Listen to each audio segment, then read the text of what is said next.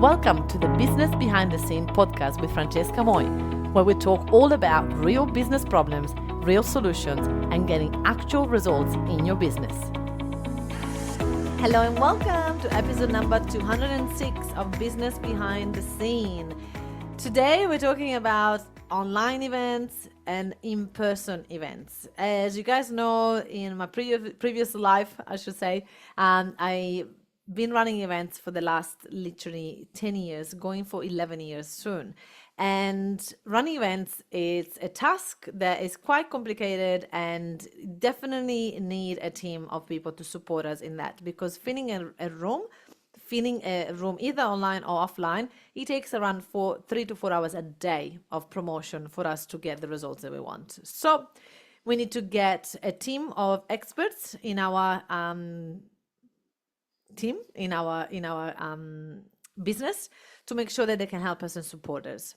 So online events can be like a webinar, can be like a Zoom meeting, can be like a recording live, or sometimes even evergreen if you want, but I usually prefer live events.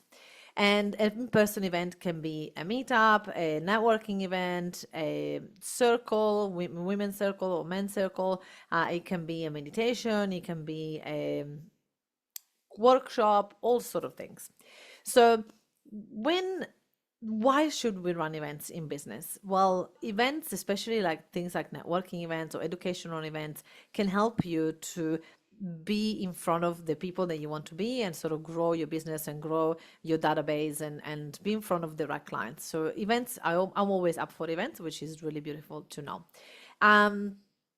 So I get approached from many businesses that run events and tell me, Francesca, you've been running events for so many years. Can you please help me and my team to get our events as successful as yours? Can you coach us? Can you help us through? And the biggest thing that I see is that no matter how we can train the team, it always stops. There's always the bottleneck is always the CEO. No matter how much I see this, and it's very sad because they could get really great results and they could get a lot more people in the room, either online or offline, if just the CEO collaborate a little bit more. And so one of the biggest things that we see is that first, the schedule. The CEO hasn't announced to the team how often they're going to do this event, and they haven't told them enough in advance. So they're like, we're doing an event in 2 weeks. And everybody's like working on urgent tasks. Everyone is stressing. It's too much. I would say create a schedule and my team and I do it together in a Google Calendar. Like we just literally first we create an Excel sheet with all the days and all the months, and then we put it in our calendar. And so it's important for us to have a look, is this realistic? Am I giving my team enough time to promote the event? Or am I just popping in events every couple of weeks and I'm not giving them time to actually go and promote and execute? And so I like to do events at least every 4 to 6 weeks to be able to give my team enough time to promote an event. And it's not like 4 to 6 weeks. Like what I'm trying to say is it's not that you want 4 to 6 weeks between any event. If you do an online event, the next event, even if online or face-to-face or whatever that is going to be another 4 to 6 weeks and so on. So you're going to give a gap because your database is one, because your social media is one. You cannot promote multiple events in the same time. It's just going to be too much work. So it's important for us to schedule it right. If you schedule it right, that's the most important thing. If you schedule it right and we give enough time, then it's fine. Then we're going to start to promotion planning. So if you have never promoted an event before, don't give yourself a month to the event because it's not going to be enough time. Give yourself at least a couple of months for the first event to be able to create all the content and the email sequences and the promotional content, all the videos, all the things that you need to be done so that you can go ahead and promote it. Don't just go bang, event is happening, right? So have a promotional plan in Asana so that you can see exactly what is the schedule, what needs to be done and how and when, so that everybody understand, and then attach a name to it. So you're going to do this, you're going to do that by this date, by that date. And so then we're going to meet again and check all this work, right? So then we can go like, yeah, approved, not approved, let's tweak this, let's change that. So then we need to be involved as CEOs. We can't just expect our team to go and run events. We need to make sure that we are working together as a team. Then we're going to make sure that we discuss all the different type of events. So we need to obviously have a different procedure and a different project if the event is a conference and it's like a 2-day conference, or the event is like a 2-hour event, or if an event is like an actual workshop of 4 hours. Like, are we selling, are we not selling? Like, we need to have sort of like understanding the difference between each event. And maybe if you don't know, just make sure that you go along to those events of other people, so that you understand, okay, when you do a 2-hour, this is how you run it. When you do a 4-hour event, this is how they run it. When they do a 60-minute online, this is how to do it. Go to other people events and have a look what's working, what's not working, what did you like, what did you not like. Literally, when I was doing events myself, I was like a sponge. I would go to events and I'd be like, oh, I like that they had the name tag this way, or I like that they check-in me in this way, or I like that they did that, I like they did that. I was studying, I was looking, and I was learning, which was priceless for me. So virtual assistants can truly help you with all the tech challenges around webinars, especially online. Actually, in my face-to-face events, I've got my virtual assistant and the check-in in a Zoom call, so they can help us checking people in. It was an incredible idea. And I was like, I love it. From there, we always use it.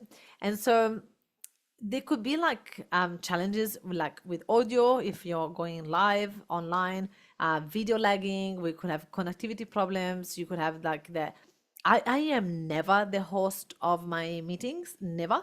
My VAs are, and I join a link that they give me, because if I were to do that, I would definitely stuff it up. So they create the link, they share the link with the clients, they give me the link, I go in and I get promoted as a co-host. But I'm not a co-host originally, because I don't want that. And my VAs have each other as back, so if someone's internet goes off, the other person can continue recording, and so on. So we have a plan if things goes wrong, because they can always go wrong.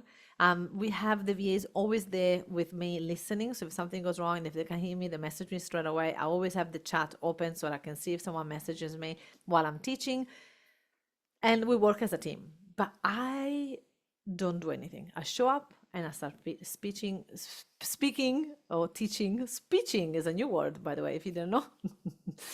I start teaching and I start interacting with people. I don't expect to do everything. Like, you can't teach and learn and chat and read the comments and reply to the comments and checking people in and record, and like, it's too much. Just delegate and have other people doing it, and you show up and you be able nice to relax because everybody else is doing the things. So you and your virtual assistant should do a dry run to make sure that it's sort of everything works smoothly. And the dry run is never when the event is about to start. Please do the dry run a couple of days before, or maybe a couple of weeks before, to make sure that everything is good. And then on the day of the event, I always go at least an hour before. My virtual assistant opened the room an hour before. We're there, we test it, we get people to join us to be like, hey, did that work? Can you hear me? Okay, fantastic. So we do the test on the day, an hour before, not 5 minutes before, an hour before the event starts, so that we come together as a team. So they are in charge of recording the event, they're in charge of doing all those things. And so this is pretty much like a role of what a virtual assistant. People tell me all the time, I run events, but I don't need a VA full time. It's like, what are you talking about? Like, just the promotion itself is 3 to 4 hours a day. And then running the event, like, it takes so much energy. You need the VAs there. So what they do before, during, and after an event, virtual assistants, so they do the coordination part. So they measure the schedule, they send the reminders, they put all the names of the people in a list. Like, all of that is done by the virtual assistant. They promote the event, so they manage and track engagement on the social media. They get people from the past that were interested in other events. They literally are in charge of getting people there at the event, and not just RSVP, but actually show up. They're supporting you. So if there's a face-to-face event, they can do the booking of the logistics of the event. They manage attendees communication. They do all the things about the logistic of the event. They do the brainstorming with you. So they help you with the planning of the process of the event. They meet with you about the event. This is nothing that people don't do. It's like we have event meeting every single week to make sure that we're on top of those events. They actually allow people access, they give people access to resources that I've mentioned during the event. So if I say, I want a checklist, and people say yes, my VA will send an email after, emails before, email after, all the different things that we're offering. My VAs are in charge of sending them to people because, again, I cannot teach and write down names of who wanted what. The VAs will do that. And after the event meeting, to be able to get constructive feedback, how we're going to improve it, what we're going to do next time. And then they're going to be implementing those changes. And then we're going to start over because now we're going to promote in the next event. And the other thing is social media. While we are at the event, they do a lot of social media, they do a lot of promotion so that we start to get people for the next one. So if you don't think you need a virtual assistant full time, but you're running events, you need to rethink this. You do. You do. And I mean, if this is something that was useful to you, let me know because we can start to do different procedures and different podcasts on different things that we do. Because it's like I have, my Zoom just gave me fireworks, because one of the most important thing is like to understand that we always underestimate how much time we need our team to do things, and it's always more. So thank you so much for joining me today. I don't want you to do everything. I want you to relax. I want you to engage with someone that can help you to live the lifestyle that you deserve. Work less and enjoy life more. That's the thing.